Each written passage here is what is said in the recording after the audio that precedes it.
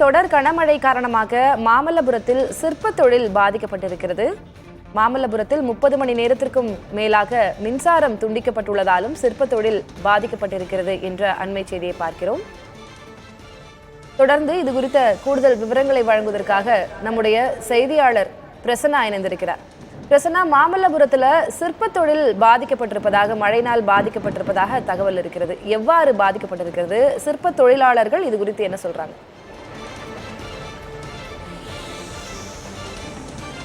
திலகவதி, கிட்டத்தட்ட 10 நாட்களாகவே மகாபலிபுரத்தில் தொடர் மழை பெய்து வருகிறது. இந்த நிலையில் கடந்த 30 மணி நேரத்துக்கும் மேலாக மகாபலிபுரத்தில் மின்சார இணைப்பு துண்டிக்கப்பட்டிருக்கிறது. அதாவது மகாபலிபுரத்தில் உள்ள கல்பாக்கம் சுற்றுவட்டார பகுதியில் இருக்கக்கூடிய கிராம பகுதிகளிலும் மின்சார இணைப்பு துண்டிக்கப்பட்டிருக்கிறது. மகாபலிபுரத்தை பொறுத்தவரை சிற்ப மீனவர்களுக்கு சரிசமமாக இங்க சிற்ப கலைஞர்கள் இருக்கிறாங்க. கிட்டத்தட்ட 3000க்கும் அதிகமான சிற்ப கலைஞர்கள் இருக்காங்க. 200க்கும் அதிகமான சிற்ப கூடங்கள் இருக்கு. சிற்பக்கூடங்கள் பல சிற்பக்கூடங்கள் தாழ்வான பகுதிகளை தான் இங்க அதோட அந்த கட்டமைப்பு இருக்கு. இப்ப தொடர் மழை காரணமாக காட்சியில பார்க்கலாம், ஒளிப்பதிவு லக்ஷ்மண் காட்சிப்பட்டிருக்கக்கூடிய இந்த பகுதியில் தான் இவங்க சிற்பிகள் அந்த சிலைகளை செய்யக்கூடிய இடம். ஆனா இந்த இடத்துல பார்த்தோம் அப்படின்னா தண்ணி எந்த அளவுக்கு இருக்குன்னு நீங்க பாருங்க. இப்போ இந்த மாதிரி தான் 200க்கும் மேற்பட்ட அந்த சிற்பக்கூடங்களை தண்ணி தேங்கி நிற்கிறதுனால இவங்களால சிற்பம் செதுக்க முடியாத சூழல் இருக்கு. அது மின் இணைப்பு இல்லாததுனால இவங்களால தொடர்ச்சியா சிற்பம் செய்ய முடியாத சூழல் இருக்கு. இது சம்பந்தமா பேசுவதற்கு இந்த பகுதியை சார்ந்த சிற்ப கலைஞர் செல்வகுமார் அவர்கிட்ட கேட்கலாம். ஆனா இப்போ இந்த பகுதியில மீனவர்களுக்கு இணைய சிற்பிகள் இருக்கீங்க. உங்களுக்கு இந்த வாழ்வாதாரம் எவ்வளவு நாளா பாதிக்கப்பட்டிருக்கு? பொருளாதார நஷ்டம் எவ்வளவு ஏற்பட்டிருக்கு? இதுக்கு முன்னாடி பாத்தீங்கன்னா ஒரு 10 நாளா மழை பெஞ்சுதான் இருக்கு. கரண்ட்டும் சரி வரல. கரண்ட் ஒரு 2 நாள் 3 நாள் வருது, ஒரு நாள் ஒரு 1/2 மணி நேரம் இருக்கு, ஒரு நாள் கட் ஆகுது. தொடர்ச்சியா கரண்ட் இல்லை. அதனாலேயே வேலைக்கு செய்ய முடியாத காரணம் தான் அவங்களும் வேலை தொடர்ச்சியாக செய்ய முடியல. அதனால லீவு விட வேண்டியது ஆகிப்போச்சு.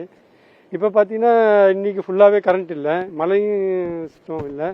அதனால பாதிப்பு அதிகமாக இருக்குது.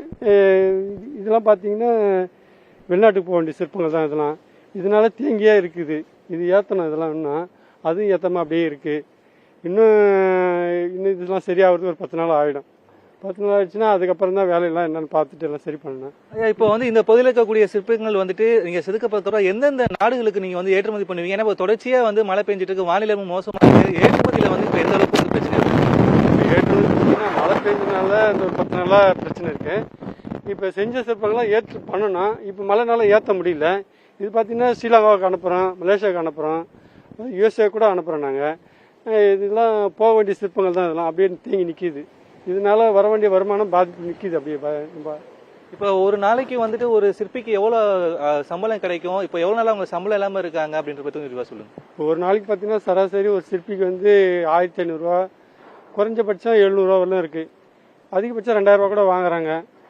இப்போ பாதிப்புன்னு பார்த்தீங்கன்னா அவங்க தொடர்ச்சியாக வேலை இல்லை. இப்போ ஒரு 10 நாளாக வேலை இல்லை. அவங்க ரொம்ப பாதிக்கிறாங்க. அவங்க இதுக்கு ஏதாவது பண்ண முடியுமா கவர்மெண்ட்ன்றது இன்னும் சப்போர்ட்டு தெரியல. ஆனால் மீனவர்களுக்கு உண்டான பாதிப்பு எங்களுக்கும் இருக்குது. ஏன்னா அவங்களும் பாதிக்கப்படுறப்ப அந்த அளவுக்கு நாங்களும் பாதிக்கப்படுறோம். இதுக்கு சப்போர்ட்டு ஏதாவது கொடுத்து ஹெல்ப் பண்ணாதான் அவங்களுடைய வாழ்வாதாரம் நல்லா இருக்கும் இல்லையா? இப்போ இதில் சில வேலை செஞ்சாதான் அவங்களுடைய வருமானம், இல்லைன்னா கிடையாது. வேற வகையில் வருமானம் கிடையாது இல்லையா? அதுவே பார்க்கணும். நீங்கள் பார்த்து ஏதாவது அரசாங்கம் ஏதாவது செஞ்சால் நல்லா இருக்கும். அதாவது திலகவதி ஒரு சொன்ன மாதிரி தான், இதாவது வெளிநாடுகளுக்கு ஏற்றுமதி செய்ய வேண்டிய சிற்பங்கள் செய்து முடித்த பிறகு வானிலை மோசமாக இருக்கும் காரணத்தினால் ஏற்றுமதி செய்ய முடியாமல் இங்கேயே முடங்கி போயிருக்கின்றன. இதனால் அவங்களுக்கு உரிய தொகை பணம் கிடைக்காமல் தற்பொழுது வாழ்வாதாரம் இழந்து கிட்டத்தட்ட 10 நாளுக்கு மேல 3000க்கும் மேற்பட்ட சிற்பிகள் வாழ்வாதாரம் இழந்து இருக்கிறார்கள்.